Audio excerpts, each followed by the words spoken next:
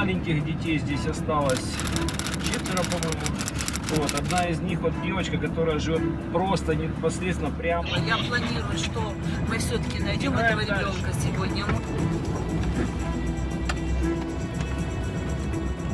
Начинается серая зона, дальше нам без военных не добраться. И, к счастью, такие люди нам...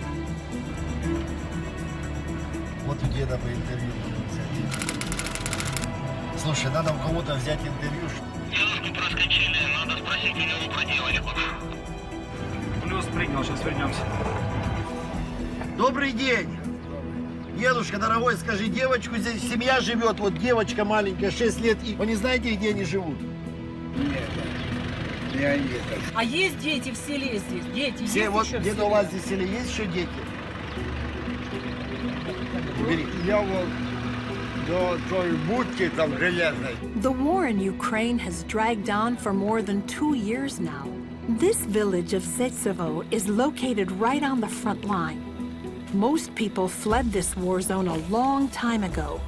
Those who didn't are very poor and are afraid to leave. Our Orphans Promise team has been helping many families in safe zones during the war, distributing basic supplies on a regular basis. And we've helped relocate orphans to safer homes. Today, our team is traveling in the dangerous gray zone, where an army escort is required. Their mission is more desperate, finding families with small children and convincing them to leave. Their search is successful. They have found this little girl, Katya. We have found her, and you can't even imagine how big of a treasure we have found. Despite all that she's been through, Katya is a surprisingly happy child. She's poor, but she has her treasures, her toys, and her dad and mom. The war has destroyed almost everything else.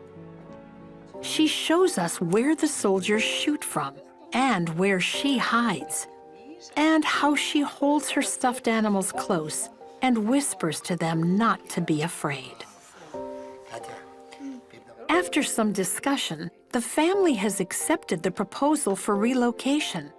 It's a big decision to leave their home and all they know, but they decided their daughter's safety is most important. Не должен ребенок. A child should not be dying at war or be a hostage of circumstances. She needs to be in school in the peaceful territory, to be able to play with other children, sleep well, and not to hide under a dirty bed. She needs to have a happy childhood, to be able to forget the terrors of war forever.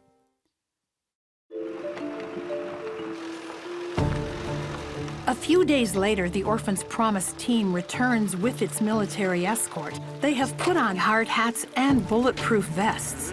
On their first visit, Russian soldiers fired warning shots when they ventured into the open field behind Katya's house. And while the team is there, they hear shooting again. It's time to quickly pack the family's belongings and leave the area.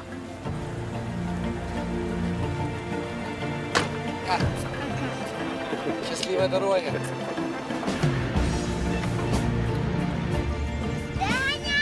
For the first time in a long time, they are safe from enemy fire. And Katya clearly understands the magnitude of this moment. The family is taken to a temporary housing center for displaced people. But soon, Orphans Promise moves them into their own home. I'm home finally. My mom and dad still can't believe that this is true. They have never seen so much kindness before. Look how wonderful our place is. It's so peaceful here, and no one is shooting. Like hundreds of other children rescued by Orphans Promise in the midst of the Ukraine war, Katya's life is dramatically changed. She is safe and secure, back in school, and has a stable home life. Most of all, she has a renewed hope for a bright and happy future.